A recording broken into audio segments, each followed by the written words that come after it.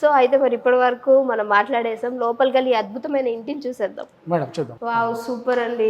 Total house size వచ్చి 14 feet by 23 feet. దీంట్లో మనం చేయడం జరిగింది.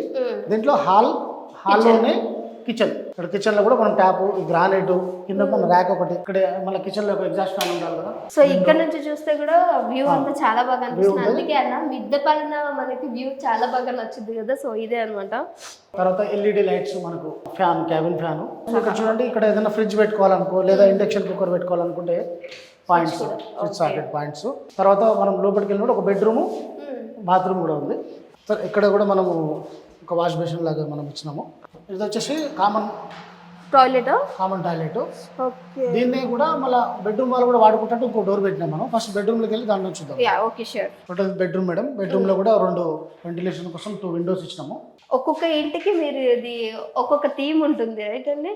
మేడం, అంటే కస్టమర్ ఇలా వాళ్ళ రిక్వైర్మెంట్ బట్టి, అంటే ఇది కస్టమర్ రిక్వైర్మెంట్ దాంట్లో వాస్తు ప్రకారం కూడా ఎటు ఉండాలి, మన బాగున్నది కిచెన్ ఎక్కడ ఉండాలి, వాష్రూమ్ ఎక్కడ ఉండాలి, పార్టిషన్ ఎక్కడ ఉండాలి, విండోస్ ఎన్ని ఉండాలి, డోర్స్ ఎన్ని ఉండాలి, అట్లాంటి కొన్ని అడ్వైస్ కూడా మనం ఇస్తాము. దాని ప్రకారం మనం బిల్డ్ చేసి ఇస్తాం.